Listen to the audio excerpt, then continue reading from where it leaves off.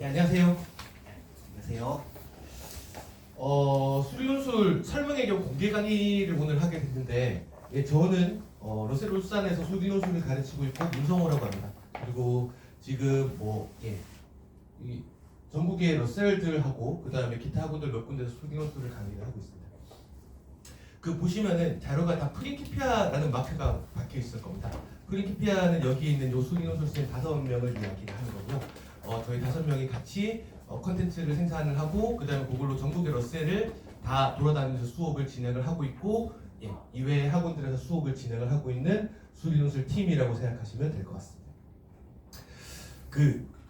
사실 궁금하신 게 어머님 아버님 오셨고 논술도 논술이지만 입시 어떻게 굴러갈지가 되게 궁금한 중이잖아요. 올해 입시 어떨 것 같으세요? 입시 어떨까? 저는 올해 입시 조금 무서워하는 중이에요. 이게 지금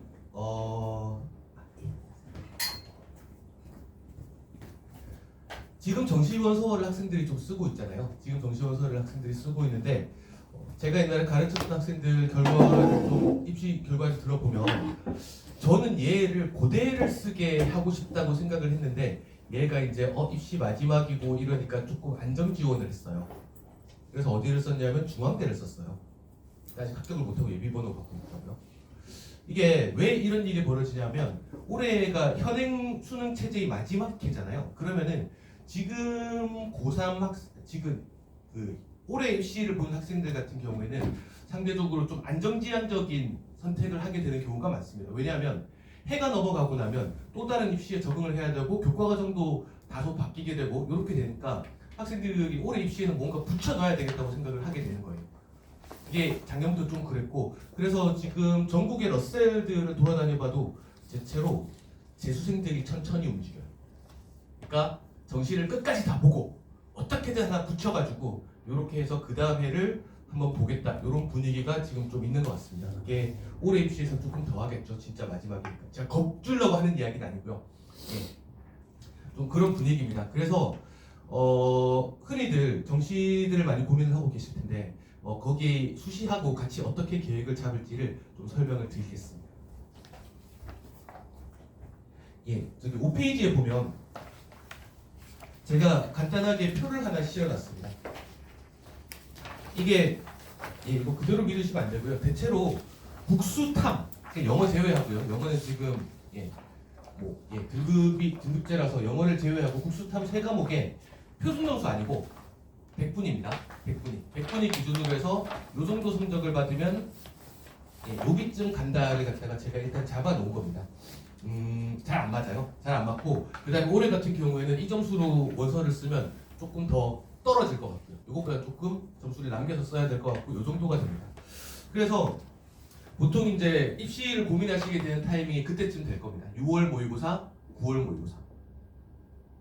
두 가지 다 안 좋습니다. 6월 모의고사, 9월 모의고사를 보고 나서 이 성적이 실제로 수능에 안 나오면 어떡하지? 너무 쫄아 있는 것도 안 좋고요.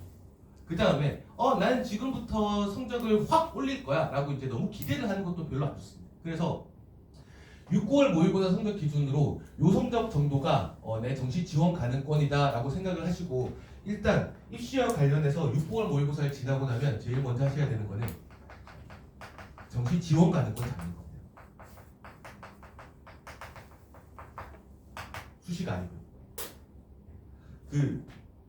왜냐하면 수시를 원서를 쓰는 거는 목적은 저거잖아요. 내가 정시로 갈 수 있는 데보다 높은 데를 붙기 위해서잖아요. 내가 정시로는 홍대쯤 갈 수 있는데 수시로 광운대 붙으면 손해인 거잖아요. 그렇죠? 그래서 일단 제일 먼저 하셔야 될 거는 정시 지원 가능권 잡는 건데 가지고 계시다가 나중에 9월 모의고사 보고 국수탐 100분위 성적 요 정도 되면 어디쯤 가겠다 정도 잡으시면 대체로 맞을 겁니다. 근데 조금 주의하셨으면 좋겠는 거는 이게 국수탐 단순 100분위 합이기 때문에 예를 들어서 여기에 270 경희대 기계공 같은 거 한 270 정도 받으면 간다고 되어 있는데 요 정도 되면 이제 국수탐이 다 90인 셈이잖아요. 그 90 곱하기 3인데 여기에서 상대적으로 수학 성적이 85인 상태에서 나머지로 270을 맞추면 요거보다 조금 낮춰서 쓰시는 게 웬만하면 좋으시고요. 수학 성적이 조금 낮는다 싶으면 요거보다 조금 올려서 쓰셔도 됩니다. 예, 왜냐하면 이공계를 대체로 쓰시게 되면 수학에 가중치가 붙는 문제도 있고요. 그 다음에 실제로 학생들이 원서를 쓰게 되는 거는 100분위가 아니라 많은 경우에는 표준 점수로 이제 대학을 원서를 쓰게 되는데 수학의 표준 점수가 좀 큰 편이기 때문에 이것까지 설명을 드리면 너무 길어지니까요. 예, 그 수학의 표준 점수가 크게 될 수밖에 없기 때문에 요거보다 수학 성적이 좀 상대적으로 높은 편이 요거보다 살짝 올려 잡아도 되겠다. 요 정도 그림을 가지고 하시면 됩니다. 그 다음에 두 번째 하셔야 되는 거는 논술 아니고요. 학생부 지원 가능한 학교를 찾습니다. 이것도 마찬가지로 생각을 하셔야 될 거는 학생부로 지원 가능하다고 무조건 좋은 게 아니잖아요. 내가 정시로 못 가는 데를 학생부로 붙어줘야 좋은 거잖아요. 그래서 아까 정시 지원 가능권을 판단을 하신 다음에 그거보다 조금 높은 대학교를 내가 학생부로 공략을 할 수 있는가를 그 다음에 판단을 하시는 게 좋습니다. 논술보다 앞서서요. 왜냐하면 논술은 시험을 보러 가서 정해야 되는 점수인데 학생부는 사실 이미 정해져 있는 점수예요. 그래서 학생부로 지원 가능한 대학이 있으면 거기를 써놓으시는 게 좋습니다. 확보를 해놓는 거죠. 그 다음에 이제 여기까지 해놓고 학생부로 못 쓴 나머지 원서들을 논술을 쓴다고 생각하시면 됩니다. 논술 선생님이 논술을 되게 후순위로 미루네요. 예, 그게 왜냐하면 그게 현행 입시에서 제일 안정적인 방법이라서 그렇습니다. 자, 얘 한번 볼까요? 얘가 정시를 어디쯤 갈까요? 그러니까 100분위 합이 269면은 대충 한 100분위가 대충 90 정도 다 되는 거잖아요. 90 정도 되는 거잖아요. 상대적으로 수학이 조금 높은 편이긴 하고요. 그쵸? 얘는 정시로 쓰면 딱 건대 쓸 것 같거든요. 건대 홍대 요 라인에서 딱 쓰게 될 겁니다. 네, 다 100분위 90 정도가 딱 맞춰지면 대체로 건대 홍대 라인이라고 생각하시면 대충 맞습니다. 그러면은 얘는 수시는 어디 쓰면 될까요? 첫 번째로 학생부가 굉장히 좋은 학생이라서 서강대 성균관대 한양대 지원이 가능하면 당연히 써야 됩니다. 그거는 이제 학생들별로 다 다를 거니까요. 그 지원 가능하면 그건 쓰시면 되는데 그게 만약에 잘 없으면은 논술 원서를 쓰게 되는 거잖아요. 이 학생이 제일 빠질 수 있는 함정은 뭐냐면 홍익대가 있어요. 홍익대가 수능 전에 시험을 보거든요. 홍익대가 사실 건대보다는 사실 홍익대가 조금 아직은 아래라고 보는 게 맞습니다. 홍익대가 커트라인이 엄청 많이 올라갔어요. 왜 홍익대가 이렇게 올라가지 생각을 해보니까 2호선에 있어서 그런가? 사실 그런 거예요. 학생들이 홍대를 왜 가고 싶니? 하니까 홍대 앞에서 놀고 싶어서요 그러더라고요. 예, 그래서 홍익대는 사실 정시로 갈 수 있습니다. 근데 수능 뒤에 만약에 홍익대가 시험을 보면 원서를 써놔도 됩니다. 왜냐하면 시험이 잘 나오면 수능 성적이 잘 나오면 시험을 안 보러 가면 끝이거든요. 근데 홍익대는 수능 전에 시험을 봅니다. 그러면은 학생이 홍익대를 만약에 써서 떨어지면 기분 나쁘겠지만 만약에 붙는다고 할지라도 실제로는 이거보다 수능 성적이 조금만 잘 나오면 이제 땅을 치고 후회할 일이 생기기가 좋습니다. 그런 원서는 쓰는 거 아닙니다. 써놓고 기분 나쁘잖아요. 그런 거 쓰는 거 아닙니다. 이게 어디 써야 될까요? 수능 전에 얘가 원서를 쓰겠다고 생각을 하면 저는 차라리 연대 쓰라고 할 것 같습니다. 왜냐하면요, 그 생각을 한번 해보자고요. 연대를 예를 들어 전과목 1등급 쫙 나오면요 연대 가거든요. 그러니까 국수, 영탐이 96, 96, 96, 96 이 정도만 돼도 연대는 가요. 그러면 생각을 해보자고. 수능 전에 연대 시험을 봐요. 연대 시험장 안에 수학, 연대 시험을 보면 되게 대단한 애들이 올 것 같잖아요. 수학 1등급짜리들 되게 많을 거예요. 아니죠. 지금 6, 9월 모의고사 기준으로 1등급이 나오고 있으면 보통은 나 조금 더해서 어디 의대를 가든가 서울대를 찔러보겠어라고 생각을 하고 연대를 정시로 갈 수 있다는 확신이 있는 친구들은 대체로 연대 시험장에 잘 안 들어와요. 그러면 연대 시험장에는 대체로 어떤 친구들이 들어올 거냐? 연대 가기는 성적이 부족한 친구들. 대체로 2등급이 제일 많습니다. 이 친구는 일단 수학이 2등급이고요. 그 다음에 수학이 2등급 중에서도 조금 높은 2등급에 속합니다. 그죠? 그러면 이 친구는 수학 실력만 봐서는 연대를 지원하지 못할 이유가 별로 없는 거예요. 국어하고 탐구 실력이 딸리지만 탐구는 이제 올해 연대가 시험을 보게 될 텐데 어떻게 될지 조금 예시 문제 나오고 봐야 알 것 같고요.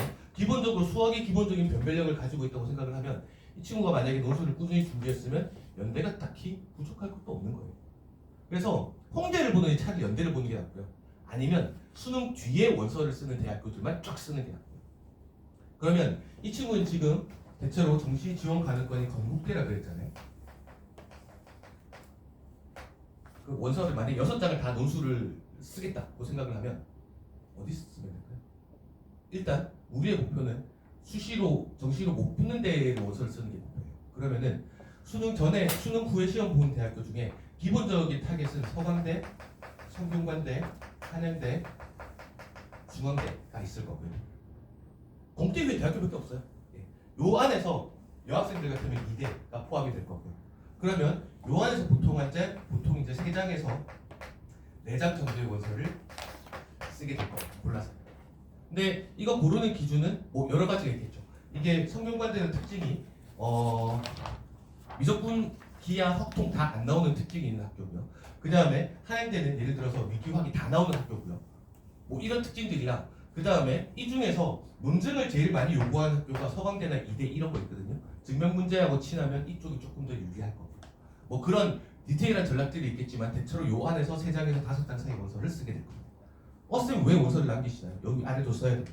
어디를 쓰게 될 거냐면 제가 쓰면 건, 동, 숲 요 중에서 한 2장 정도는 쓰라고 할 것 같습니다.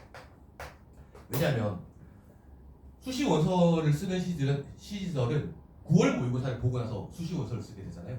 근데 다행히 9월 모의고사보다 성적이 잘 나오면 이쪽을 시험을 보러 가면 되는데 안 나올 수도 있는 거잖아요. 그렇죠? 그래서 보통 6, 9월 모의고사 기준으로 갈 수 있는 대학교보다 위쪽으로 논술 원서 한 4개 쓰고 아래쪽으로 한 2개 쓴다. 이 정도 생각하면 대체로 맞다고 생각하면 돼요. 됐죠? 그래서 자기가 제일 처음 해야 될 건 정시 지원 가는 건 잡는 거고 그 다음에 학생부 찾아보는 거고 그 다음에 논술 원서는 자기가 갈 수 있는 대학교보다 위쪽으로 4개 아래쪽으로 2개 이거 기준으로 하시되 수능자는 조금 작전이 달라야 되는 게 수능자는 아래쪽으로는 절대 쓰면 안 됩니다. 그렇죠? 선택권이 사라져요. 이제 수능 성적을 알기 전에 시험을 보는 학교들은 그런 거 좀 치워야 됩니다. 그 다음에 제가 이거를 설명을 너무 열심히 드리면 약장수 같아가지고 빠르게 설명을 하고 넘어가겠습니다. 정시 어디 갈까요? 못 가요. 저 못 가요. 그냥 못 가는 거죠. 그렇죠? 국어가 전국 중간이고 탐구도 전국 중간에 가까워. 수학은 좀 잘해요. 이 학생은 동국대 화생고 갔습니다. 특이한 게 뭔가요? 수학 성적 맞죠? 그죠? 근데 다행히 수리논술 시험에 학생들의 국어 실력하고 탐구 실력, 영어 실력 이런 거는 사실 아무런 상관이 없거든요. 그러면 최저만 맞출 수 있으면 이러나 저러나 수학 실력만 좋으면 그걸로도 대학을 갈 수 있는 거예요. 밑에 학생도 마찬가지죠. 얘 국어 40이네요. 심하다 그죠? 근데 이 친구는 여기 다 붙었습니다. 그냥 원래 전기전자 쪽으로 가고 싶어하는 친구였나 보네요. 그래서 전기전자 쪽으로 원서를 쫙 뿌린 다음에 다 붙었습니다. 이거는 또 이것도 생각을 해보셨으면 좋겠는데 학생들이 논술 경쟁률이 너무 높아가지고 로또 같은 거 아닌가? 생각하는 친구들이 좀 있는데 저거 보면 분명히 아니다 그죠? 확실히 논술 실력이 있는 친구들이 합격할 확률이 훨씬 높은 겁니다. 이런 중복자가 생기는 걸 봤습니다. 밑에 학생은 더 골 때리죠? 얘는 사실 수학도 85면 연대 붙기에 좋은 수학 성적이 아니고 나머지는 진짜 개판인데 결론적으로 연대 화학과를 붙었습니다. 요거는 살짝 저게 있습니다. 이 친구 사실 수학을 굉장히 잘하는 친구예요. 제가 봐도 감탄 나올 정도로 수학을 굉장히 잘하는 친구인데 대신 그게 잘 안 돼요. 뭐냐면 수능은 일어나서러나 타임어택이거든요. 수능을 잘 보기 위해서는 출제된 문제 전체의 70% 정도는 유형을 이미 알고 있는 유형이라야 보자마자 탁탁탁탁 풀어야 사실 이제 그 시간 안에 높은 성적을 받는 게 가능해요. 이 친구는 그게 도저히 안 되는 거예요. 차라리 하나하나 증명시키고 이런 논술 문제가 더 편했던 거죠. 그래서 이 친구는 수능으로 보면 다른 건 말할 것도 없고 수학도 전국 85%밖에 안 되는데 실제로 결과적으로는 연대에 붙은 친구들입니다. 그래서 더 큰 기회가 있는 특수한 경우는 어떤 경우일까요? 성적이 수학에 좀 몰려있는 거예요. 그 다음에 저는 이것도 좀 강조를 드리고 싶은데 잠깐 설명을 드릴게요. 이거를 친구 통계 배웠나요? 통계. 확통이요. 확통에서 이거 배웠죠. 표준화할 때 요거 배웠죠. 근데 사실 학생들이 표준 점수라고 이야기하는 그냥 이거예요. 다른 거 아무것도 아니고 여기다 20 곱하고 여기다가 100 곱하기 이게 표준 점수거든요. 그러면 무슨 과목을 잘 보는 게 유리할까요? 표준 점수가 높게 나오는 과목을 잘 봐야 될 거 아닙니까? 근데 대체로 전국의 고등학생들을 대상으로 하기 때문에 표준 편차는 보통 이제 18에서 22 정도로 대부분 비슷비슷합니다. 어떤 과목을 잘 봐야 할까요? 자, 학생들이 최선을 다해서 노력을 해야 될 거는 이 아이를 높이기 위해서 최선을 다해야 돼요. 근데 유불리는 뭐에 의해서 결정이 되냐면 나머지 변수들에 의해서 결정이 되는데 이게 대체로 과목별로 비슷하다고 했기 때문에 얘만 나왔네요. 그죠? 그러면 표준 점수가 커지려면 어떻게 되나요? 평균이 낮아야 돼요. 그래서 어떤 과목을 잘 보는 게 가장 유리하냐면 그 해에 가장 어렵게 나온 과목을 잘 보는 게 가장 유리해요. 당연하죠. 대부분 국어 수학일 거고 국어 수학 중에 대체로 더 평균이 낮은 과목을 잘 보는 게 유리한데 근데 그게 결과가 좀 정해져 있는 거죠. 왜냐하면 평균이라는 거는 우리들처럼 열심히 공부한 친구들이 만드는 게 아니라 그런 친구들이 만드는 겁니다. 1번 쭉 찍고 엎드려 자는 친구들 하나가 있으면 평균 쭉 낮아지는 거잖아요. 근데 한국말로 적혀있는 국어를 쭉 찍고 자는 친구들은 잘 없다는 거죠. 대체로 쭉 찍고 자는 친구들은 수학이 있을 것이고요. 그래서 수학이 표준 점수가 높은 경우가 굉장히 많습니다. 그래서 결론적으로 정시를 잘 보려고 해도 학생 실력이 평탄한 것보다는 수학이 좀 몰려있는 게 유리하고요. 논술은 말할 것도 없는 겁니다. 그래서 이공계 지망하는 친구들 대체로 수기 논술 설명이니까 이공계 지망하는 친구들이 왔을 거라고 생각을 하고 이렇게 계획을 잡으면 입시에서 크게 손해보지 않습니다. 그러니까 나는 전 과목을 다 열심히 공부할 계획인데 그 중에서도 특히 수학에 조금 더 중심을 둬서 공부를 하고 수능에서도 수학을 조금 더 중심을 둬서 공부를 하고 논술 공부를 병행을 해서 이거 두 개를 시너지 효과를 일으켜 보겠다. 이렇게 해서 계획을 잡으면 크게 손해보지 않습니다. 자, 그 다음 얘기 넘어갈게요. 예, 수능 얘기입니다. 작년 수능 문제 한 번씩 봤나요? 혹시? 아직 못 봤을 때. 자, 작년 수능에서 되게 특이했던 문제가 빈칸 채우기 문제가 100만 년 만에 나왔습니다. 이거 그렇죠? 이게 빈칸 채우기 문제가 안 나온 지가 굉장히 오래돼서 이거 수능 선생님들도 안 가르치죠, 그죠? 딱 한 번 작년에 나왔던 문제가 어디냐면 저희가 가르쳤던 약수령 논술거든요. 근데 이 아이가 20번이고 보면 20번이면 대체로 2등급, 3등급 왔다 갔다 하는 친구들이 맞추면 굉장히 도움이 되는 문제잖아요. 그렇죠? 이 친구들은 약수령 교재에서 이거를 풀어보면서 빈칸 채우기 기본을 배웠을 겁니다. 당연히 도움이 되겠죠, 그죠? 예, 이거가 저는 이거를 가르칠 때 굉장히 양심을 가책을 가르치고 가르쳤어요. 뭐냐면 우리가 이거 할 줄 알잖아요. 그래프를 x축 방향으로 요만큼 평행이동하는 거 할 줄 알잖아요. y축 방향으로 평행이동하는 거, 대칭이동하는 거 할 줄 알잖아요. 이거는 뭐냐 하면 저희 이제 교재에 있는 내용이고 저희가 이걸 되게 열심히 가르치는데 그래프를 확대를 하거나 축소를 하는 거예요. 그러니까 x축 방향으로 2배, x축 방향으로 2분의 1배, y축 방향으로 2배, 2분의 1배 이렇게 확대를 하거나 축소를 하는 방법인데 이 아이가 교과 과정에 딱 맞는지가 항상 좀 의심스러워요. 왜냐하면 이게 교과서에 이렇게 정리가 되어 있지 않기 때문에. 근데 논술에서는 출제가 되어 왔었기 때문에 열심히 가르쳤는데 요 몇 년 전부터 제가 굉장히 마음의 짐을 덜었어요. 왜냐하면 이게 미적분 28번이나 30번 문제 너무 많이 나오더라고요. 그래서 이제 이거를 좀 더 적극적으로 가르치고 있는 중인데 확대 축소 변화를 작년 수능에서 특징은 이게 y 대신에 2분의 x, x 대신에 2분의 y 이렇게 돼 있잖아요. 이 아이가 대칭시킨 다음에 확대한 거예요. 그러니까 보통 이거를 잘 모르는 친구들은 왜 갑자기 이딴 짓을 하나 하고 이제 궁금하기가 좋은데 이 아이가 대칭시킨 다음에 확대 축소한 거거든요. 그래서 특징은 뭐냐면 미적분에 한정적으로 나오던 게 이거는 22번이면 공통이잖아요. 수투잖아요. 수원 수투잖아요. 근데 수원에서도 이걸 갖다가 적극적으로 사용을 하기 시작했는데 이 문제를 맞췄을 확률은 수능 수업에서 이걸 열심히 다루지 않으니까 차라리 논술 수업을 한 친구들이 맞췄을 확률이 더 높았을 거다라는 거죠. 이게 작년 수능 28번입니다. 작년 객관식 문제 중에 정답률 제일 낮은 문제예요. 이게 정답률 26%인가 그런데 그냥 생으로 다 찍으면 20%일 거 아니에요? 오지선 당이니까 정답률 26%였고. 근데 학생들이 다른 걸 못한 게 아니라 이거 접근을 못해요.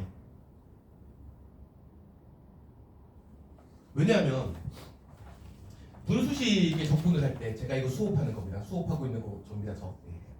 뒤통수가 나왔네요. 분수식을 접근하는 방법은 보통 학생들이 이제 부분분수를 생각하거나 ln을 생각을 하기가 쉬운데 사실 분수식 접근의 대원칙은 일단 사실 접근뿐 아니라 모든 분수식을 다루는 분야에서의 기본 원칙은 무조건 분자 차수를 낮출 수 있는 데까지 낮추고 하는 거예요. 유리함수고 유리함수 단원에서는 이걸 낮추는 과정이 바로 이제 점근선을 찾는 과정이고요. 그 다음에 부분분수 분해를 하더라도 분자 차수는 최대한 낮춰서 시작을 해야 돼요. 근데 학생들이 이 원칙을 가지고 있지 못해요. 왜냐하면 수능 유형에만 익숙해져 있으면 분수식 접근이 나온 지가 100만 년이 됐거든요. 그래서 학생들이 저 접근을 못해서 이거 분자 차수를 낮추겠다고만 하면 이까지 고치면 이거는 정말 미적분 보는 친구들이면 한 명도 못할 수 없는 접근인데 이거 한 줄을 못 넘겨서 저기에 틀린 친구들이 많았습니다. 논술 수업을 열심히 들은 친구들은 당연히 맞췄겠죠. 그래서 이런 얘기를 하고 싶은 겁니다. 그 학생들이 논술 수업을 하고 있으면 이 시간에 수능 공부를 조금 더 하는 게 좋지 않을까? 이런 생각을 하는 친구들이 많아요. 생각보다 많아요. 근데 지금 말씀드리고 싶은 거는 수능하고 논술은 당연히 영향을 주고 받는 거고요. 저는 사실 수능도 한 번씩 가르쳐요. 한 번씩. 제가 작년 겨울에 고3 올라가는 문과 여학생 하나를 아는 사람 딱이라 가지고 제가 억지로 떠맡아서 딱 2달 가르치고 이제 3월 바빠서 걔를 보냈는데 수포자였어요. 수포자. 얼마 전에 문자가 왔는데 선생님 저 수학 1등급 찍고 연대 붙었어요 하고 문자 왔더라고요. 그래서 논술은 이런 거라고 생각했으면 좋겠습니다. 저는 수능 가르칠 때도 마찬가지로 가르치는데 수능 수업은 유형을 숙달하는 거예요. 이런 게 출제되고 이런 게 출제되고 트렌드를 쫓아가는 게 사실 조금 수능이에요. 근데 논술은 뭐를 찾는 거냐면 이렇게 하면 항상 풀려를 찾는 거예요. 이렇게 하면 항상 풀려. 그러니까 필연적인 과정들을 차근차근 밟아나가게 만드는 것들이 논술이라고 생각하시면 돼요. 당연히 수능 문제 30문제를 다 저처럼 풀면 절대로 좋은 점수 못 받아요. 시간이 모자랄 거거든요. 대신에 어려운 문제 몇 개를 해결을 하는데 또는 이제 이런 것들에서 계속 막혀있던 부분들을 뚫어내고 그 다음 단계로 나가는 데는 논술을 학습을 하는 게 도움이 된다는 이야기를 하고 싶었던 겁니다. 저거는 작년에 4월달인가? 모의고사 보고 나서 학생이 논술하니까 수능에 도움돼서 너무 좋아요. 제가 기분이 좋아가지고 캡처해가지고 들고 다니면서 설명할 때 그걸 쓰고 있습니다. 누가 논술을 준비를 해야 될까요? 근데 사실 답니다. 다. 한 가지 때문에 학생부 종합전형으로만 6장을 다 쓸 수 있는, 그러니까 정시로 갈 수 있는 대학교보다 위쪽에 학생부로 쓸 수 있는 대학교가 6개가 있는 친구들은 논술 준비 안 해도 돼요. 그렇지 않죠? 그런 친구들을 제외하면 논술 전형을 다 준비를 해야 되는 겁니다. 그 다음에 특히 논술에 유리한 친구들은 수학이 상대적으로 자신 있는 친구들은 논술이 아까 제일 처음 보여드렸던 것처럼 더 큰 효과를 보여주기가 좋습니다. 그 다음에 더 높은 대학교를 논술로 도전해볼 친구들도 논술을 준비를 해놓는 게 더 큰 도움이 될 겁니다. 합격자 사례입니다. 이거는 넘어가겠습니다.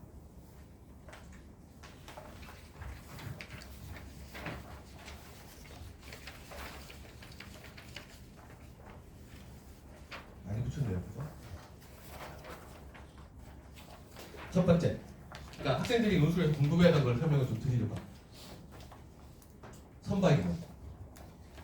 이게 언론에서 거짓말이라고 하기는 그렇지만 언론에서요 이런 발표를 해요. 논술은 선박이론이 너무 작다. 전체 모집인의 3.6% 맞는 얘기거든요. 맞는 얘기예요. 근데 이게 무슨 오류가 있는 거냐면 이 비율은 전국의 모든 대학교의 모집 인원 중에 논술 전형으로 뽑는 학생들을 이야기를 하면 3.6%가 맞아요. 10.53%는 이거는 뭐냐 하면 제가 새로 통계를 낸 건데 논술 시험을 보는 모든 대학교들의 인원을 통계를 내면 12만 명대 돼요. 그 다음에 이 대학교들에서 논술로 뽑는 친구들은 12,700명 정도 됩니다. 10% 넘어요. 그래서 논술 전형으로 뽑는 인원이 사실 우리가 관심 있는 건 우리가 이름을 잘 모르는 대학교들이 관심 있는 게 아니잖아요. 그 다음에 우리가 관심 있는 대학교들이 대체로 논술을 봐요. 그 대학교들에서는 논술로 뽑는 인원이 10% 정도 됩니다. 논술 선발 인원이 결코 작지 않다는 이야기입니다. 수능 준비할 시간도 부족한데 꼭 이야기하고 싶은 건 학생들이 논술을 준비를 하고 있는 그 시간에도 전부 수능 준비를 하고 있는 겁니다. 특히 수능에서 제일 중요한 수학 공부를 하고 있는 겁니다. 경쟁률이요. 자, 여기서 보시면 논술을 건대에는 제일 큰 이유 중에 경쟁률이 있어요. 저 같은 거 하기 싫겠어요. 30대 40대. 그쵸? 그래서 학생들이 어차피 30대 40대이면 이거는 분명히 로또 같이 운이 좋아야 붙는 거 아닌가? 운이 좋으면 좋죠. 그리고 그 전날 용품 꾼 것도 다 좋은데 이거를 한번 생각해 보자고요. 자, 예를 들어서 이거 조금 높은 대학교를 한번 해보세요. 어떤 학생이 수능을 받았는데 2, 1, 1, 2 이렇게 받았어요. 그 다음에 1번 학생, 2번 학생, 2, 2, 3, 2 이렇게 받았어요. 3번 학생, 2, 3, 3, 3 이 정도 받았어요. 세 학생을 일단 가정을 해본 거예요. 국수연탐 그 성적을. 이 친구들이 다 공통적으로 썼을 만한 대학교가 어디가 있냐면 성균관대가 있습니다. 그렇죠? 이제 보통 이제 아래쪽 친구들 같은 경우는 상향으로 성균관대를 썼을 거고 이 친구들은 조금 조금 보험 삼아서 성균관대를 써놨을 겁니다. 얘 시험장 들어올까요? 들어가려고 그러면 말려야 됩니다. 왜냐하면 이 학생은 이미 정시로도 성균관대를 갈 수 있어요. 그러면 쓸데없이 성균관대 시험장에 들어가가지고 떨어지면 기분 나쁘고 붙으면 끌려가는 거예요. 그러니까 수능을 딱 보고 나면 얘가 어디쯤 갈 수 있는지를 봐야 돼요. 그럼 얘는 시험장에 안 들어와요. 얘 시험장에 들어올까요? 들어올 수 있죠. 들어올 수 있는데 안타깝게도 합불하고는 상관이 없습니다. 성균관대 공학계열을 시험을 보는 최저 등급이 2등급생입니다. 그러니까 3합6입니다. 그러니까 이 친구는 시험장에 들어올 수 있지만 들어와도 합불하고는 상관없습니다. 보통 안 들어오겠죠. 이 친구는 안 들어오고. 얘는 목숨 걸고 봐야 돼요. 절대로 성균관대 못 가거든요. 얘 정시로 못 썼으면 딱 건대 쓸 겁니다. 건대 홍대 쓸 겁니다. 그러면 시험장에 들어온 친구들은 얘만 들어와요. 얼마나 될까요? 이런 친구들. 거기서 제가 그래서 통계를 내봤는데 이게 중앙대 같으면 최초 경쟁률 높은 학과는 90대 나오네요. 실질 경쟁률은 뭐냐면 위에 얘네들 자르고 얘네들 자른 거예요. 23대 1입니다. 3분의 1보다 더 적어졌네요. 104대 1. 미치겠지만 실질 경쟁률은 26대 1입니다. 위에 자르고 생각보다 어마어마하게 나간다. 그래서 이거는 제가 시험장 사진인데 여기 잘 보시면 여기 둘이 앉은 친구가 보여요. 무슨 얘기냐면 사실 이거 왼쪽 오른쪽에만 갈라앉힌 게 아니라 이 시험장이 꽉 차 있어야지 시험 원서를 쓴 친구들이 다 오는 상황이라는 겁니다. 둘이 앉았으니까 그죠? 양쪽 중에 하나를 앉힌 상황이 아니라는 거예요. 근데 시험장 중에 빈자리하고 찬 자리를 보면 빈자리가 훨씬 많죠. 이것도 마찬가지로 둘이 앉아 있잖아요. 싹 다 찼어야 되는 거예요. 실제로. 근데 빈자리가 훨씬 많네요. 그죠? 실제로 학생들이 보는 경쟁률에서 4분의 1 토막 정도가 3분의 1에서 4분의 1 토막 정도가 난다고 생각을 하시면 됩니다. 그래서 그러면은 한 10몇 대 1에서 20대 1 사이 정도 될 텐데 정시도 빡세면 그 정도 경쟁률이 나와요. 그 다음에 시험이 너무 어렵지 않나요? 어려워요. 수리논술 문제가 어려운 건 되게 어렵습니다. 안 좋나요? 그래서? 자, 이거는 제가 옛날에 가르쳤던 학생 이야기인데 제가 수능 가르쳤던 학생이에요. 그래서 9월 달에 수시원서 마지막 날 수업하다가 야 오늘 수시원서 마지막 날인데 원서 다 썼지? 하니까 학생 하다가 이러고 선생님 수능도 안 봤는데 무슨 원서를 쓰나요? 하더라고요. 제정신이 아닌 거죠. 수시원서 마지막 날인데 야이 미친 XX 하고 이제 끌고 멱살을 안 잡았어요. 여학생 멱살을 못 잡았는데 끌고 나와가지고 여기 흰 벽에 세워놓고 제 핸드폰으로 사진 찍고 제 카드로 결제해서 아무데나 원서 6개 뿌렸어요. 그 정신인 상태로 사는 친구들이 공부 잘할 리 없겠죠. 수학은 맨날 4등 거거든요. 그래서 최저 없는 대로 아무데나 6장 내신이 좋을 리도 없잖아요. 그 정신으로 사는 애들이. 그래서 6장을 아무데나 뿌렸는데 최종적으로 어떻게 했냐면 걔가 아주대를 붙었어요. 그럼 이제 애가 나중에 붙어가지고 선생님이 제 생명의 은이시오 이러고 찾아왔겠죠. 그래서 잘했어. 그 뒤에는 제가 논술을 한 2달 가르쳤어요. 수능 때까지 2달 가르쳤는데 수고했어 하고 열심히 했잖아 하고 토닥토닥 해주고 속으로는 무슨 생각을 하냐면 아주대 문제 이렇게 어렵게 내놨구나 생각했어요. 생각해보세요. 아주대예요. 수학이 2등급인 친구가 앉아있을까요? 당연히 없어요. 그러면 그 시험장에 죄다 앉아있는 친구가 3등급 아니면 4등급이에요. 걔네들이 특정한 난이도를 넘어가면 사실 손을 못 대요. 걔는 좀 운이 좋은, 그 정도 난이도가 나오는 게 흔치 않으니까 되게 운이 좋은 거기도 한데, 논술을 한 2달 했다 그랬잖아요. 논술을 그래도 좀 준비해 본 친구들의 특징은 뭐가 있냐면, 못 맞춰도 칸을 채워요. 거짓말이라도 해서 칸을 채워요. 근데 논술을 이제 별로 접해보지 않은 친구들은 문제가 무슨 말인지 잘 못 알아먹겠잖아요. 그러면 백지를 내요. 진짜로 백지를 내요. 시험장에 들어가서 진짜로 백지를 내고 나와요. 그런 친구들이 비율이 높아지면 택도 없는 친구들도 붙는 거예요. 지금은 상황이 좀 다릅니다. 성균관대가 이제 문제를 좀 어렵게 돼요. 옛날에는 미적분까지 낼 때는 성균관대가 수능 유형하고 제일 비슷했어가지고 성균관대가 제일 쉽다고 생각했는데, 이제 성균관대가 미적분을 빼는 바람에 좀 어려워졌어요. 그런데 성균관대 문제가 한창 쉬웠을 때 상위권 학교잖아요. 잘하는 애들이 많이 보는. 그때 성균관대 그걸 제일 많이 본 것 같습니다. 그 논술시험 보고 와가지고 학생이, 선생님 전 이제 성대생이라고 불러주시고 막 잘난 척을 하고 막 나타났다가 시험 잘 봤다는 거, 다 맞췄다는 거, 합격자 발표 나고 나면 연락 안 돼. 이런 친구들이 성균관대에 제일 많아요. 왜냐하면 잘하는 친구들이 시험을 보는 학교인데 문제 난이도가 쉽잖아요. 그러면은 그 문제 다 맞추는 것만으로 못 붙는 겁니다. 서술도 잘해야 되고 논리적인 맥락에서 감점도 덜 당해야 돼요. 그죠? 문제가 되게 어려우면 칸만 채우면 붙는데, 문제가 쉬우면 또 다른 이야기가 되는 거예요. 제 얘기를 해드릴까요? 제가 수능 3세대거든요. 나이 나오는데 수능 3세대예요. 그래서 그 수능 3세대에는 뭐가 있었냐면, 이렇게 정시로 대학교를 가려고 본고사를 봤어요.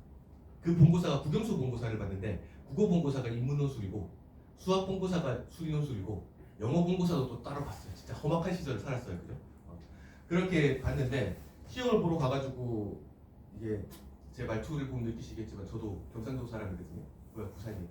그래서 처음 서울에 딱 가가지고 이제 그 시험 물지를 봤는데 더럽게 어렵더라고요. 막 몇 대 얻어맞은 기분으로 아씨 하면서 욕하면서 막 풀고, 다 풀고 나니까 8문제가 나왔는데 5개 간신히 맞췄어요.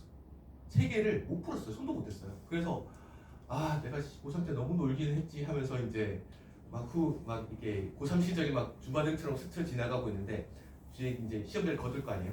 뒤에 앉은 사람이 저 같은 걸 썼겠죠. 같은 시험장에 있었으니까 제 의자를 차더라고요. 뭐지? 처음 보는 사람이었죠. 뭐지? 하고 쳐다보니까 뒤에 사람이 문제 되게 어려웠죠 하더라고요. 그래서 맞아요. 3개나 못 풀었어요 하니까 눈치를 딱 보니까 뒤에 학생이 얼굴이 하얘지더라고요. 붙었다 했어요. 문제가 어려우면 저 서울대학교를 나왔는데도 반 조금 넘게 맞췄는데 붙기도 하는 겁니다. 문제가 쉬운 게 좋은 게 아니에요. 쉬우면 오히려 머리가 좀 아파요. 어려우면, 문제가 되게 어려우면 이런 합격자들이 나오기도 하는 겁니다. 자, 이게 연대 논술 전형 1차 시험 결과입니다. 연대가 그 입시 결과를 발표한 대학교가 아니에요. 근데 저희가 이걸 왜 가지고 있냐면, 혹시 아시나요? 연대 지금 소송 중이거든요.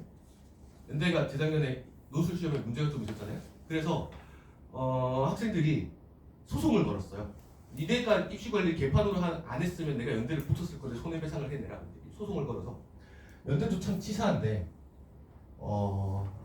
니네 어차피 떨어졌을걸 하고 그걸 입증하기 위해서 자기 학교 입시 성적을 재판장에 낸 거를 저희가 가지고 온 거예요. 연대 발표 자료가 아니에요. 보시면은 재미있는 거는 모든 학과의 치수 점수는 다 빵점이에요. 연대 시험장 가는 애들 잘하는 친구들일 것 같잖아요. 모든 학과에서 다 빵점이에요. 심지어 시예과도 빵점이 나오는 시험이에요. 연대가 문제가 좀 대충 어렵지 않고요. 넘사벽으로 어렵습니다. 제일 높은 학교잖아요. 아니에요. 고려대학교 시험은 오히려 제가 보기에 세종대학교하고 고려대학교 시험 문제를 비교하면 제가 봐서는 세종대학교 문제가 더 어려워요. 학교 레벨하고 상관없어요.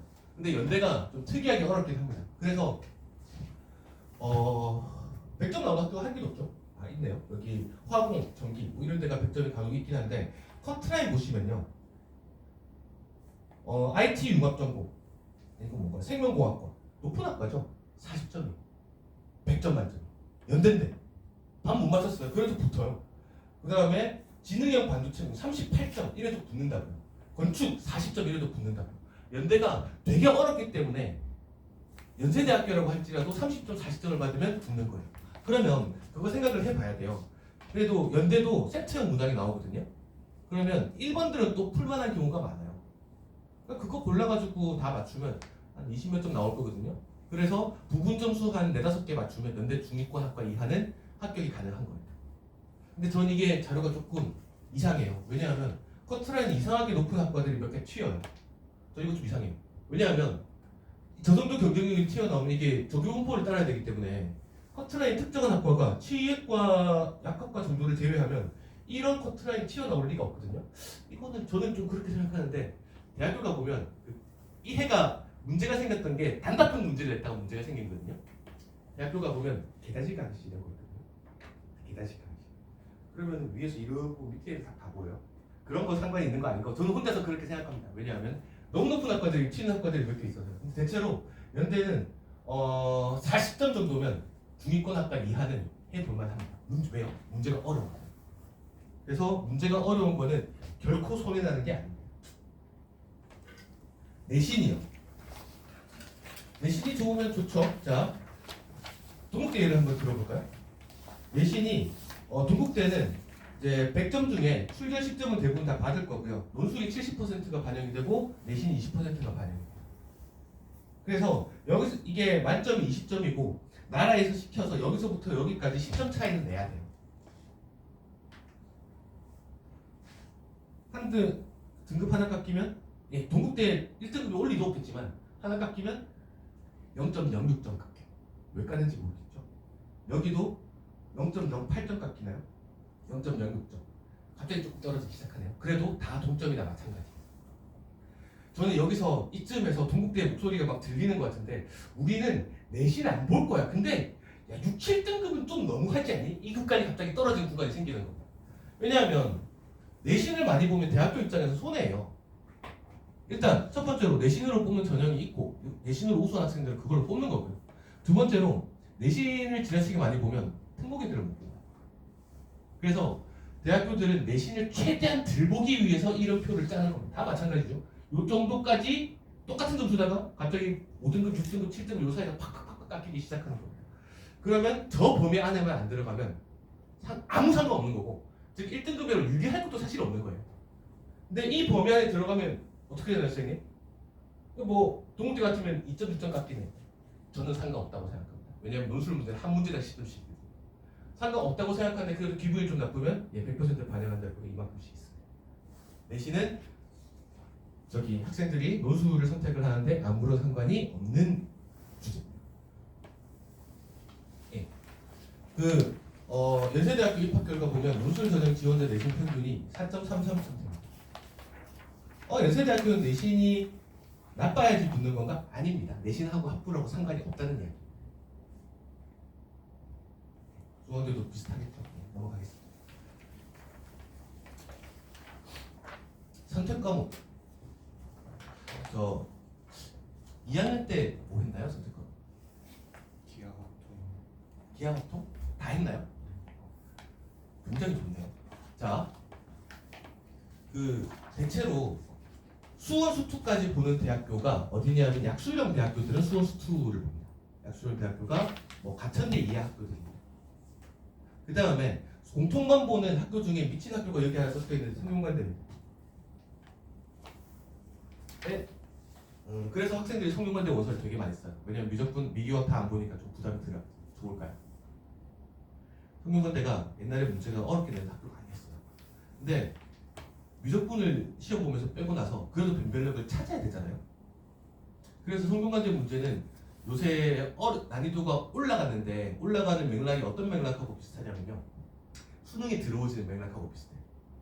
정수 자연수 조건 따라서 엄청 나열시키고 막 비납출을 엄청 시키고 막 대입해가지고 규칙 찾기 엄청 시키고 그런 식으로 되기 때문에 사실 난이도가 더 쉬워지지는 않습니다. 미적분만 보는 학교가 여기 있고 그 다음에 다 보는 학교들이 이쪽에 있습니다. 근데 어떤 학교를 보는 게 가장 유리할까요? 보통 기하학교 미적분하고 실력이 똑같지는 않을 거 아니에요. 그렇죠?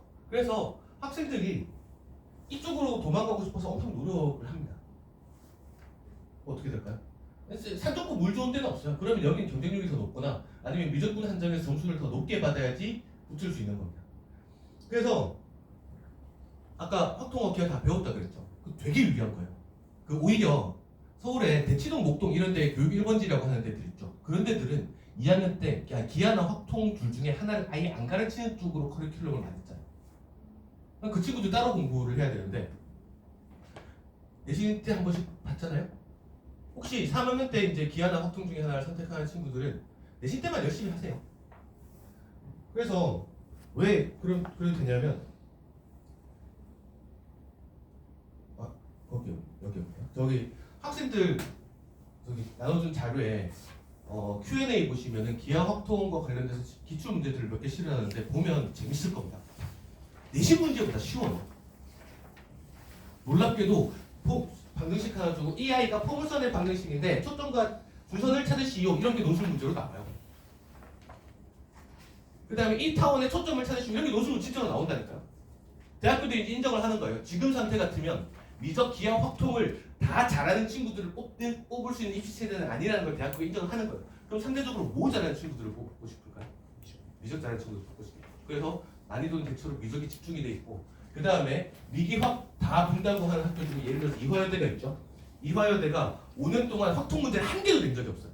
내겠다고 말만 하고. 그래서 미적분 중심이 확실하기 때문에 기하 확통은 좀 내신 때 정도 열심히 해두고 한 여름방학 때 정도 조금씩 고민해 두시면 6월 모여서 보고 나면 지원 가능성이 대체로 이제 눈에 보일 거니까 그때부터 조금 고민하셔도 절대로 늦지 않습니다. 저도 수업을 할 때 3관계 중에 기하하고 확통을 건드리는 일은 없을 겁니다. 여름방학 때 조금씩 건드리기 시작할 겁니다.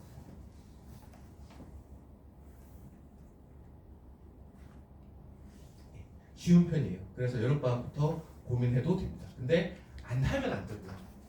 그 정도 하면 저는 감사합니다. 학생들한테 타원이 뭐니 하고 물어보면 찌그러진 원이요 안 하면 됩니다. 두 점으로부터 거리 합이 일정한 점들의 집합 그 정도 기억하고 있으면 됩니다. 그 다음에 또 예를 들어서 2차 곡선에서 기하에서 제일 많이 출제되는 주제가 의외로 2차 곡선이거든요. 근데 그 내신을 한번 해봤으면 머릿속에 2차 곡선은 대체로 고난이도 문제는 정의 중심으로 출제가 되고 그 다음에 접선의 방정식과 관련된 문제가 대체로 좀 쉬운 문제로 출제가 되잖아요. 논술에서는 접선의 방정식이 더 어렵게 출제되는 경우가 많습니다. 왜냐하면 실제로는 기하인 척하지만 이게 2차 방정식 근과 계수와의 관계나 혹은 판별식 같은 거 물어보는 문제인 경우가 많은 거예요. 심지어 아예 접선의 방정식을 2차 곡선인데 음함수 융법으로 구하시오도 봤어요. 그러니까 2차 기하 문제인 척하는 미적분이나 수산화 문제도 많은 거예요. 그래서 기하 문제는 기하 확통은 크게 겁을 안 내고 준비를 이제 생각을 하셔도 됩니다. 상반기 중에는 이러나 저러나 미적분 수능 보는 거랑 그 다음에 논술이랑 시너지를 일으키겠다고 계획을 잡으시는 게 더 유리합니다.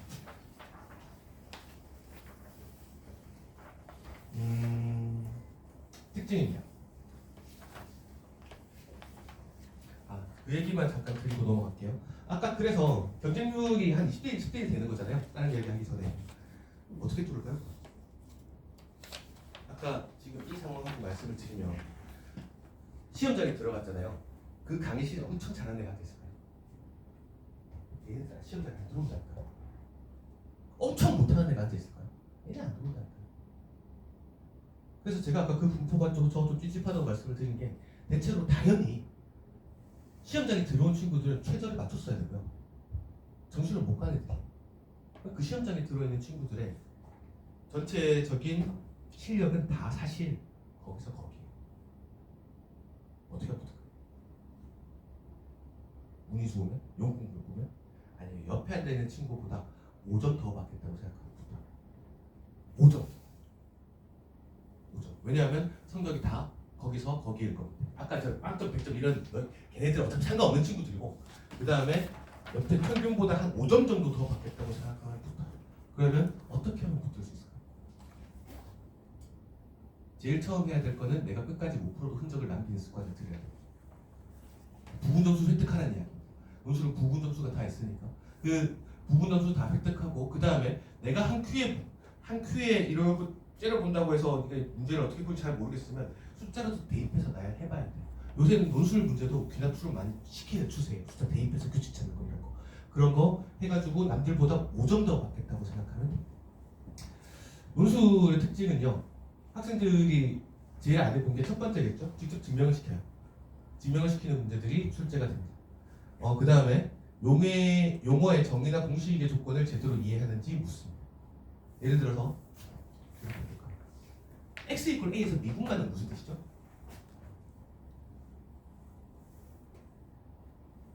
아니 동생이 미분가능이 뭔데 형아야 하면은 뭐라고 대답할까요?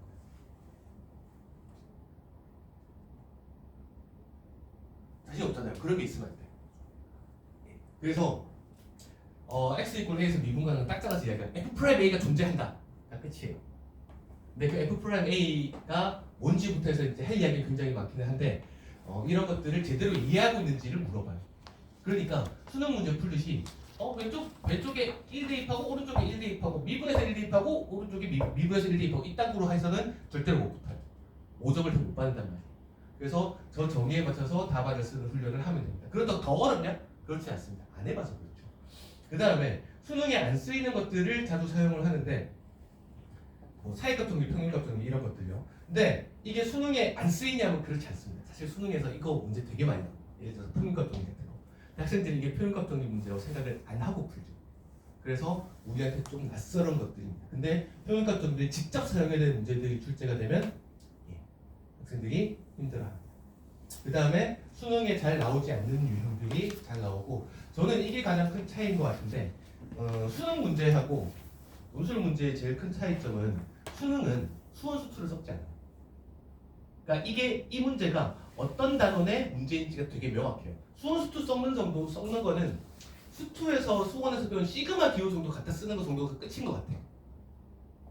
논술은 왜냐하면 서른 문제 물어보잖아요. 각각의 이제 단원 이제 수원, 수투, 미적 이렇게 이제 문항별로 배분이 돼 있어요. 그럼 넘어가지 않아요. 논술은 소문항으로 다 쪼개봤자 한 10문제 물어보거든요. 그 정도 되면 되게 많이 물어봐요. 근데 그것만 가지고 학생 수학 실력을 다 평가해야 돼요. 그럼 뭐 물어볼까요? 섞어서. 그래서 여러 단어로 섞은 문제들이 출제가 됩니다. 계산이 까다롭다 이건 거짓말인데 이거 X표 치세요. 계산이 까다로운 건 아니고요. 그렇게 생각하면 좋겠습니다. 계산이 까다로운 게 아니고 계산 상한은 없어요. 그러니까 무슨 얘기냐면 지금 학생들은 이거 좀 적응이 됐을 텐데 한 요 몇 년 전만 해도 수능 문제 풀다가 근해 공식을 쓰면 틀렸다고 생각했어요. 수능에서 이렇게 계산이 들어온 문제가 나올 리가 없어요. 틀렸다고 생각했어요. 지금은 그렇지 않아요. 계산 들어온 문제, 고차 방정식 풀어야 되는 문제 이런 거 수능에서도 잘 나오죠. 논술도 마찬가지로 논술이 다 계산이 어려운 게 아니라 이것까지 계산해야 돼 하는 문제가 섞여 있어요. 그러니까 그것만 안 하면 돼요. 계산을 이렇게 많이 해야 되면 난 틀렸을 거라고 생각 안 하면 돼요. 그러니까 계산이 까다로운 것보다 상한선이 정해져 있지는 않은 거예요. 그 다음에 답만 맞고 논리가 부족한 직관적인 풀이는 감점 처리하고 이런 것들이 있습니다. 그래서 문제를 보면 이런 겁니다. 이것도 잠깐 이야기해보도록 하죠. 시간은 길고 문제수 적어요. 그래서 한 문제 푸는데 오래 걸리고 그래서 특히 아까 85점 수학 85점 나오는 연대 붙은 친구 보셨죠? 그런 친구들한테는 유리하고 유형별로 탁탁탁탁만 친한 친구들하고는 조금 궁합이 안 맞죠. 그 다음에 답 안 나와도 부분 점수를 줘요. 과정을 보는 시험이에요. 그래서 답 전체가 과정이라고 생각하면 좋겠습니다. 그 다음에 접근 방법이 딱 정해져 있는 것도 아니에요. 그 다음에 세트 문항 이런 것들이 많아요. 자 봅시다. 이거는 이런 것들이 실제로 나왔던 문제인데 규율법 이용하는 증명 문제예요. 규율법 먼저 혹시 기억나나요? 1학년 때 배운 루트 2가 무리수임을 보이시죠? 그게 규율법. 그거 이용해서 증명하는 문제가 직접적으로 나오면 학생들이 일단 바보가 돼요. 왜냐하면 안 해본 지 너무 오래돼서. 그 다음에 이거는 샌드위치 정리를 사용을 하고 쌍곡선하고 수열이 융합한 어려운 문제, 진짜 어려운 문제인데 수능에 쓰이지 않는 이거 이제 거짓말이 됐어요. 재작년인가부터 샌드위치 정리가 28번짜리에 튀어나오기 시작했어요. 4점짜리 문항. 학생들이 다 틀리는 문제가 됐어요. 왜냐하면 샌드위치를 수능에서 안 나온다고 고정관념을 가지고 있었거든요. 그래서 마찬가지로 이런 문제를 풀어봤던 친구도 28번을 맞췄겠죠. 그죠? 그런 것들이 출제가 됩니다. 그 다음에 쌍곡선하고 수열은 아예 책이 다르잖아요. 그리고 융합한 문제들도 출제가 됩니다. 매개화된 곡선 이거는 지금 설명은 조금 끝판왕 같은 거라서 다음에 수업할 때 설명드리겠습니다. 그래서 수능과의 관계에서 저는 또 제 옛날 얘기를 좀 해드리면 제가 수능 3세대라고 그랬잖아요. 3세대. 고3 때 수학 공부를 뭘 할까 생각을 하다가 뭘 했냐면 저는 고3 때는 수학을 제꼈어요. 제낀 게 무슨 얘기냐면 수능 수학을 제꼈어요. 왜냐하면 기출 문제라고 해봤자 2개년치밖에 없고요. 공부를 열심히 하던 학생이니 2학년 때 다 풀었겠죠? 할 게도 없었어요. 그 다음에 수능 예상 문제라고 이제 시중에 막 튀어나오기 시작했겠죠. 그게 여러분들처럼 이렇게 많지도 않아요. 근데 내가 봐서는 수능하고 좀 별도 안 맞는 것 같고, 그 다음에 수능 문제라고 이러고 봤더니 이건 뭐 IQ 테스트인가 싶은 문제가 있는 거예요. 그래서 어떤 게 수능이다 저는 잘 몰랐어요. 그래서 무슨 생각을 했냐면 고3 때는 본고사 공부를 열심히 하다가 보면 그래서 수능도 수학이니까 따라오겠지라고 생각을 했어요. 그래서 수능 잘 봤겠죠. 잘 봤으니까 대학을 갔겠죠. 저는 요새가 조금 그런 시기라고 생각을 합니다. 지금 학생들이 수능 문제가 이제 지금 깜빵에 계시는 그 대통령이 킬러 안 내겠다고 한 뒤로 어려워졌잖아요. 근데 사실 킬러 없앤 거 맞아요. 그 사람이 그거 거짓말 한 건 아니에요. 킬러는 없어진 거 맞는데 학생들이 어려워하는 이유는 뭐냐 하면 이런 게 수능에다가 다 깨진 거예요. 예를 들어서 수능에는 당연히 프랙탈 도형 문제가 나오고 삼각함수 도형 극한 문제가 나와야 되는데 이 시기가 갑자기 안 나오고 아까 수능에 절대로 안 나온다고 생각했던 샌드위치 성질 문제가 튀어나오고 이런 것들이 자꾸 반복해서 벌어지기 때문에 수능이 학생들이 어렵다고 느끼는 거예요. 제가 봐서는 어려워진 게 아니라 좀 낯설어진 거예요. 이 말씀을 왜 드리냐 하면 지금이야말로 논술 공부를 열심히 하는 게 수능에 도움이 되기 딱 좋은 시기라는 겁니다. 왜냐하면 수능에 뭐가 나올지를 좀 모르는 시기이기도 하고 게다가 여러분들이 봐야 되는 수능은 이 교육과정의 마지막 수능. 그쵸? 뭐 낼지 몰라. 그래서 그러면은 논술에서 이렇게 하면 항상 풀려라는 원칙을 좀 가져가는 게 마찬가지로 수능에서 어려운 문제를 푸는데 도움이 된다는 겁니다. 어머님들은 잠깐 심심하시겠지만 오늘이 제목 공개 강의로 잡았더라고요. 한 5분만 이거 한번 풀어볼 수 있어요? 57페이지에 있는 문제.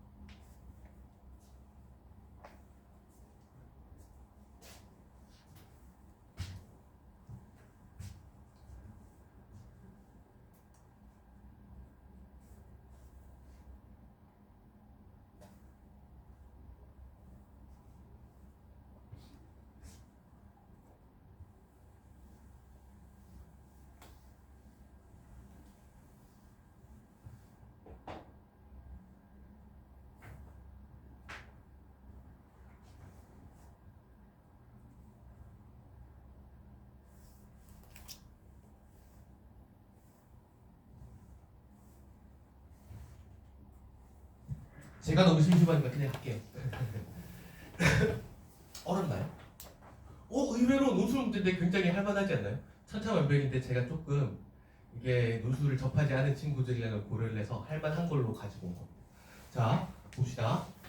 수학을 아까 제가 수포자 하나 1등급으로 만든 2달 만에 1등급 만든 게 있다 그랬잖아요. 항상 되는 건 당연히 아니에요.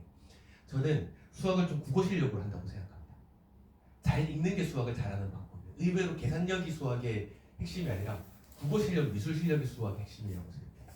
자, 봅시다. 모든 실수 x에 대해서 미분 가능 함수에 대해서 f 프라임 연속이래요. 저 조건을 만족시키는 뭐 이런 거 다 줬고, 그다음 이상한 부등식을 다 줬습니다. 0에서 6분의 파이에 대해서 성인의 함수가 저거일 때 gx가 구간 0,6분의 파이에서 증가함을 보이라고. 뭐 보여야 될까요? 그러니까 힌트를 준 겁니다. 미분 가능한 함수가 있대요. 미분 가능한 함수 조건을 줬어요. 그래서 증가 함수임을 보이는 방법은 여러 가지가 있겠지만 쓸데없이 미분 가능 함수를 주지 않았을 테니까 미분 가능한 함수라는 걸 이용을 하면 여기에서 gx 미분 가능한 함수가요? 이렇게 주는 게 더 좋습니다. 왜냐하면 지금 fx 미분 가능성에 대해서 줬기 때문에 sin ex가 미분 가능한 함수니까 두 개 곱하면 당연히 미분 가능한 함수. 그러면 g 프라임 구하면요, 이 아이가 f 프라임 앞에 거 미분하고 뒤에 거 그대로.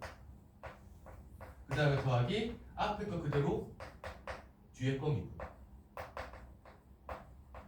이렇게 되겠네요. 자, 이거 부호를 아마 따지면 될 텐데 잘 읽어야 된다니까요. 쓸데없이 줬을 리가 없습니다. 이 아이를 쓸데없이 줬을 리가 없어요. 그러면 저게 튀어나오는 형태로 고치려면 뭘 하면 될까요? 코사인 x로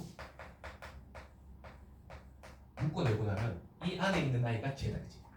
근데 문제에서 우리의 관심사는 0부터 6분의 파이 사이라 그랬으니까 이 시키가 플러스 이거 확실하고 이 시키가 플러스 이거 확실해요. 따라서 0보다 커요. 따라서 g 프라임 0보다 크니까 증가함수다 라고 쓰면 1번 끝. 이화여대 한 3분의 1쯤 발이 틀었어요. 그러면 2번은 뭘까요? 2번은 역함수를 hx라고 했어요. 자, 그럼 역함수를 실제로 직접 구하는 가능성이 있을까요? 이거는 좀 감을 잡았으면 좋겠는데 수학 전체에서 역함수를 직접 구하게 만드는 문제가 생각보다 흔치 않아요. 딱 거기서만 나와요. 지수로그 함수. 왜냐하면 지수로그 함수는 서로가 역함수라는 것 자체가 그 단어에 되게 중요한 주제 중에 하나라서 나오는 거고 역함수를 직접 구하게 만드는 문제가 잘 안 나옵니다. 예를 들어서 역함수 미분법 왜 배울까요? 역함수 미분 학습 목표. 역함수 안 구하는 게 목적이에요. 역함수 안 구하고도 도함수를 구할 수 있다가 역함수 미분법의 목적이에요. 그러면 그런 걸 이해하고 있으면 H2번은 H0을 A라고 하고 H3을 B라고 하면 이 문제는 G에다가 A 대입하면 0 되고 G에다가 B 대입하면 3되는 A하고 B 값을 찾으면 이게 답이네요. 쉽다 그죠? 여기 GX를 저렇게 뒀기 때문에 G에 대입하면 0 되는 값은 G가 sin X가 곱해져서 이 아이는 0일 거고요. 인간에 대한 믿음 쓸데없이 힘들게 주지 않았을 거예요. 저기 F에 6분의 파이 대입하면 2루트 3인 걸 줬잖아요. 그럼 이거는 6분의 파이. 그럼 전 답안지 안 써도 옆에 이름 하나 그려놨을 거예요. 그러면 G는 어떤 아이냐면 0,07하고 그 다음에 6분의 파이 대입하면 3대는 뭔지 잘 모르겠지만 이런 증가함수예요. 이런 아이가 G. 수능보다 별로 안 어렵지 않나요? 그죠? 자, 3번 넘어갑시다. 3번에 이제 이상한 점적분 값을 줬는데 이 AB하고 HX에 대해서 0부터 3까지 HX, DX를 구해요. 어떻게 하면 될까요? 첫 번째, 굳은 확신. HX를 직접 구할 리가 없다. 잖아요. 그죠? 그러면은 사실 이게 답안지에 쓰지 않더라도 이런 거를 그려놓은 친구들이 확실히 유리할 텐데 이거는 어떻게 하면 되냐면 사실 이거를 구하라는 거 똑같은 얘기잖아요. 그러면 여기에서 제일 처음에 보고 싶은 거는 정적분과 넓이의 관계에 의해서 0부터 3까지 hx, dx는 뭐가 될 거냐면 이 사각형 넓이가 2분의 파이니까 2분의 파이에서 뺄 건데 뭐죠? 0부터 3까지 0부터 6분의 파이까지 gx, dx 이거를 구하는 거예요. 그쵸? 자, 그러면 이거 구하면 되는데 이거를 구하려고 보니까 gx가 이런 i인데 밑에 있는 i를 보니까 여기에 fx 코사인 x가 있고 f 프라임 사인 x 이런 i가 있는 걸로 봐서 이 i는 사실 뭐하고 상관 있을까? g 프라임하고 상관 있는 i를 일반에서 구했잖아요. 근데 뭐가 하나 꼽혀져 있나요? 다 x가 하나 곱해져 있고 뭐 하라는 얘기일까요? 이 파이에서 뺄 건데 이 아이를 계산을 하기를 그래서 lnx 적분한 거를 갖다가 x lnx 마이너스 x 답만 외우고 다니면 이런 문제 풀기 곤란하다는 거죠. 여기에다가 1 하나 곱하라는 얘기죠. 그렇죠? 그러면 이 아이는 뭐가 됐을 거냐면 동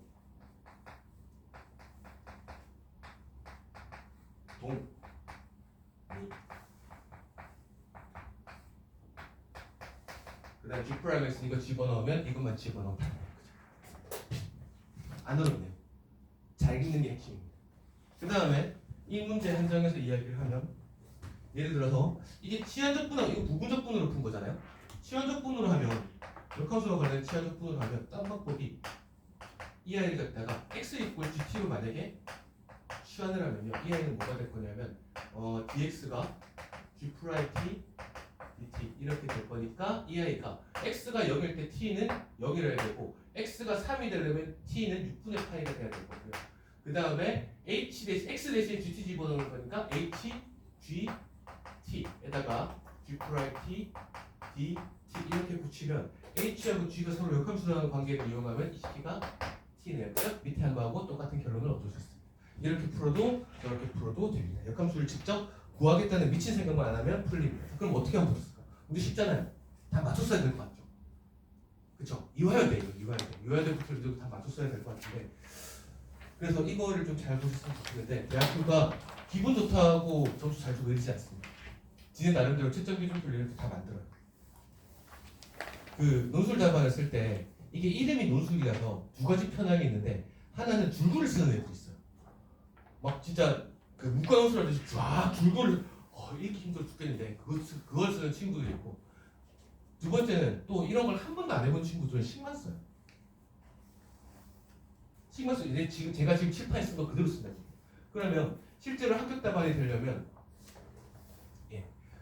여기서 지적을 해줬으면 되는 거는 G 프라임 있는 거. 첫 번째 이게 있으면은 점수 다 받았어요, 그죠?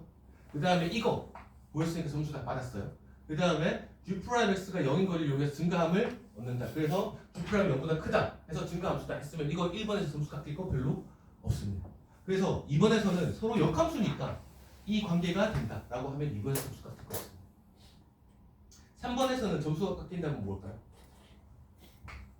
정적분과 넓이의 관계를 통해 이런 거 써주거나 아니면 그림 그려주는 거 좋은 방법입니다. 문제의 조건에 따라서 GX를 갖다 표현한 다음과 같고 그 다음에 여기에서 문제에서 구하고 싶은 족분은 저기 빗금치 부분과 같다 이렇게 해서 설명을 해도 상관없습니다. 그 다음에 부분적분하고 T가 나야 되고요. 시간적분은 당연히 마찬가지입니다. 상관없습니다. 그 다음에 결과적으로 이 결과를 얻었으면 됩니다. 이러면 이화여대 문제를 하나 맞췄습니다. 할만하죠? 문제 난이도 골로 보내볼까요? 자,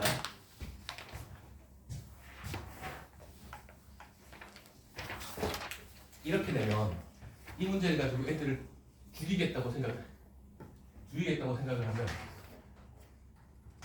0번에 하나 더 달면 돼요. 쟤를 2, 3, 4번으로 밀고 1번에 G 프라임 할까요? G 프라임 X가 0보다 크면 GX가 증가함수임을 모이시오를 내면 어떡해요? 왜냐하면 1번에서 지금 G 프라임이 0보다 큰 걸 가지고 증가함수인 걸 보였잖아요. 근데 우리가 G 프라임이 0보다 크면 증가함수는 공리 같이 알고 있는 거잖아요. 증명하지 않고 그냥 이걸 증명할 수 있거든요.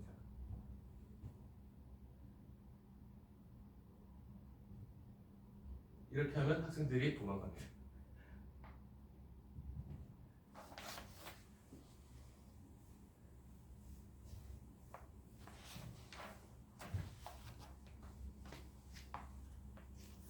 그래서 그러니까 이거가 생각보다 이 문제가 할 만한 이유는 논증 중심의 문제가 아니라 계산 중심의 문제고 그 다음에 사실 이런 적분을 하는 거는 수능을 열심히 공부한 친구들 이렇게 치환해서 적분하는 거나 그림 그려서 하는 건 열심히 공부를 했을 거고요. 근데 이건 어떻게 해요? 이거 혹시 해본 친구입니다. 자, 이화여대를 보는 가장 확실한 방법은 이거 답을 썼으면 붙었을 겁니다. 붙었을 것 같죠? 지금 앉아있는 똘망똘망한 친구들이 다 오해하고 있잖아. 너무 당연한 겁니다. 이거를 해본 친구들이 잘 없었을 거예요. 이쯤에서 내가 주고 싶은 힌트는 하나 뭐가 있냐면요.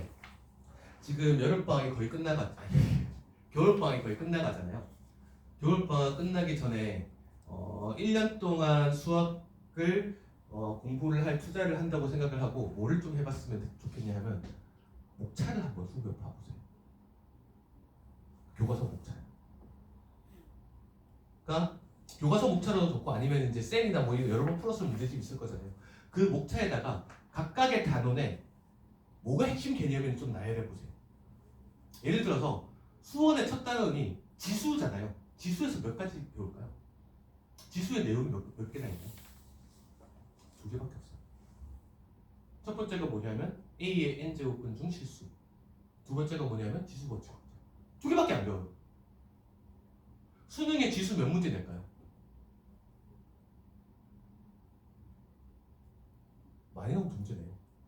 그러면 당연히 2개 중에 1개 골라서 한 문제를 내든가 2개를 다 내든가 하는데 지수법칙은 당연히 나옵니다. 몇 번으로 나오죠? 우리 모두 알아요. 1번이 그거예요. 그러니까 이거를 깊이 물어볼 일은 없어요. 왜냐면 1번짜리가 이미 정해져 있기 때문에 이거 2개 안 물어보거든요. 그러면 그 다음에 나머지 하나 A의 n제곱분의 실수는 나올 수도 있고 안 나올 수도 있는데 이 시키는 수열하고 조금 엮어가지고 하면 이거는 주로 4점짜리까지 출제가 돼요. 거의 모든 단원이 다 마찬가지입니다. 해당 단원의 키워드가 사실 생각보다 몇 개 없어요. 그러면 그거를 한번 쭉 정리를 해보면 이 중에서 30개 골라서 수능이 나온다고 생각을 하면 대충 맞아요. 목차 한번 기억해보세요. 자, 그 다음에 이 문제도 볼 때 한번 생각해볼게요. 미분이잖아요. 미분 단원에서 배우는데 제일 미분에 썼다 놓은 거야. 미분계수와 도함수고요. 그 다음에 뭐 센식으로 좀 나누면 그 다음에 도함수의 활용 1, 2, 3 도함수의 활용은 주로 3가지 수로 나누는 거예요. 그러면 이 내용은 어디서 배웠나요? 증가 감소는 도함수의 활용 1에서 뭐 배우죠? 조선의 배우죠.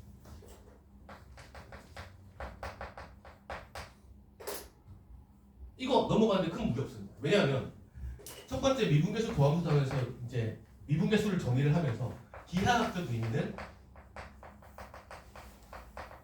접선의 기울기다라고 배우기 때문에 여기서 여기 넘어가는 거 아무 문제 없어요. 그 다음에 증가와 감소는 본격적으로 그래프를 그리기 시작하는 도함수의 활용 2에서 배우고 그쵸? 1은 접선의 방정식. 두 번째 여기서 배우는데 난 지금 여기서부터 이거를 하고 여기로 넘어가는 걸 증명을 하라고 하는 거예요. 이 사이에서 뭐 배웠어요?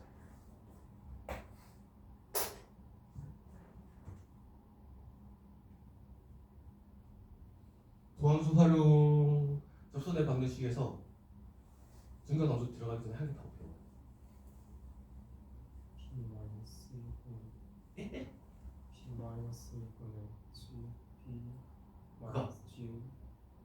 그거 맞아 그거. 그거를 감을 잡고 있는 것 같은데 이거를 평균값 정리. 평균값 정리가 도함수의 활용 제일 마지막에 나와요.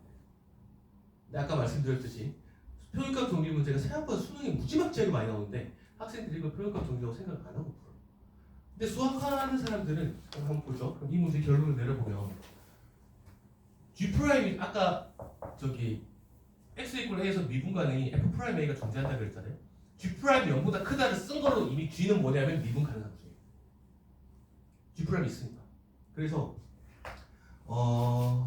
x2 마이너스 x1 분의 f x2 EV의 x1에 대해서 마이너스 x1 이퀄 f' c인 c가 어디? 평균 변화율과 같은 순간 변화를 가졌던 적이 있기는 있다가 평균값 정리잖아요.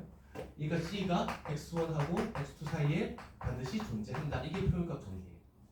그러면 f의 x2 마이너스 f의 x1 이퀄 f' c의 x2 마이너스 x1. 근데 내가 지금 가지고 있는 조건은 저거밖에 없잖아요. 그래서 이 시키를 때려 죽여도 양수예요. 그럼 이제 뭐 하면 되죠? 그러면 얘가 양수면 얘가 양수고 얘가 음수면 얘가 음수잖아요.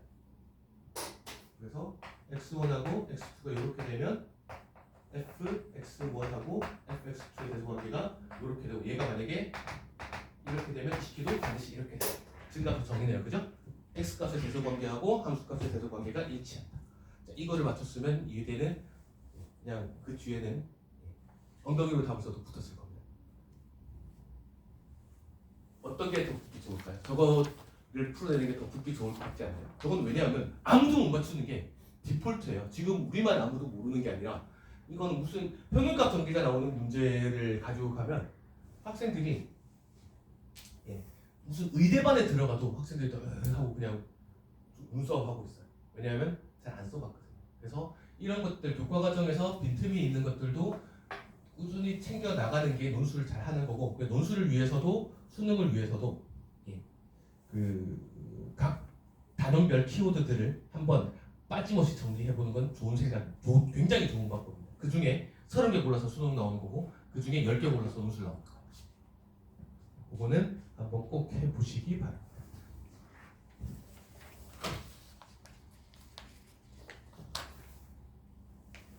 네, 수업 소개입니다.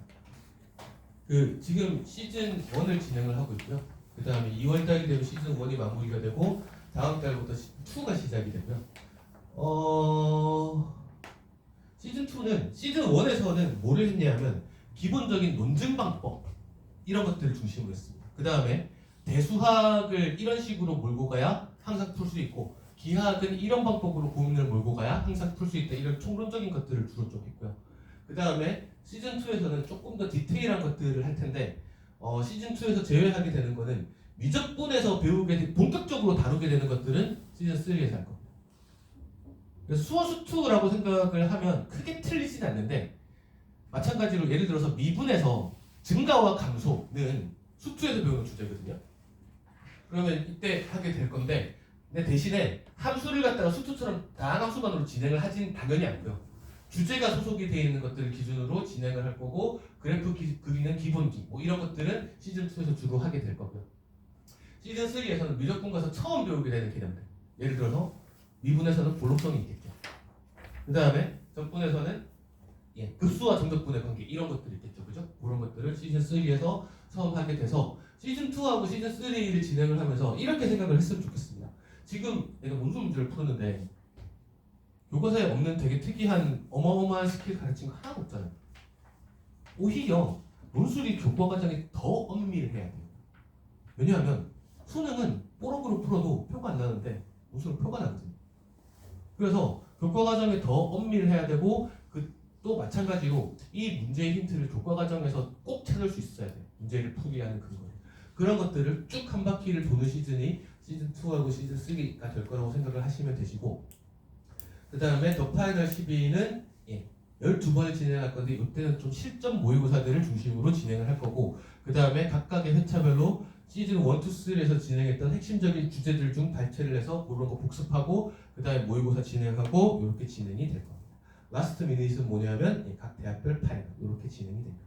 그래서 전 지금 월요일 저녁마다 수업을 진행을 하고 있고요. 월요일 저녁에 6시 반부터 10시까지 수업을 이렇게 진행을 하고 있고, 가급적이면 올해 입시를 올해 같은 때가 논술로 대학 가기 딱 좋은 것 같아요. 그 다음에 또 뭐랄까 수능만으로 밀어서 큰일 날 수도 있겠다 싶은 해이기도 하고요.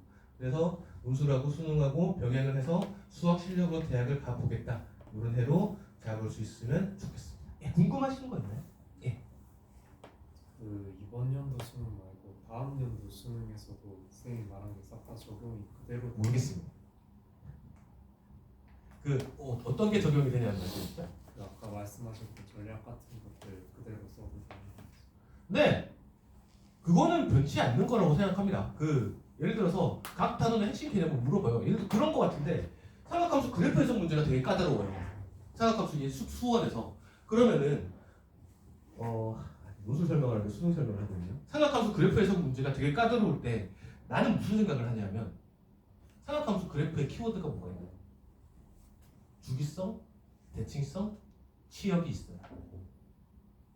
그러면 문제를 읽을 때 이 문제가 보자마자 잘 안 되는데, 그럼 뭘 고민하냐면 무슨 숫자를 대입을 해볼까를 고민을 한 게 아니라, 주기성, 대칭성, 치역 중에는 물어보는 게 반드시 있을 텐데 주기성을 물어보는 문제일까? 치역을 물어보는 문제일까?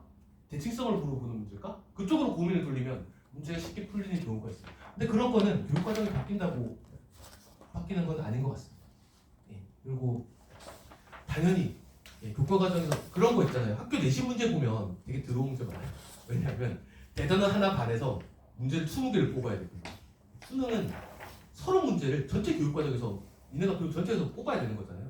각 단원별 핵심 개념이 섞이지 않은 문제가 들어갈 차이가 없어요. 그것만 물어보기도 문제 수가 오지게요. 그래서 핵심 개념들을 잘 잡아두는 게 논술에도 수능에도 반드시 도움이 됩니다. 예, 됐나요? 그건 뭐 교육 과정이 바뀐다고 바뀔 일은 아닌 것 같습니다. 또 궁금하신 거 있나요? 없으면 개별 질문 하실 분은 개별 질문 하시고 설명은 이걸로 끝내겠습니다. 수고하셨습니다.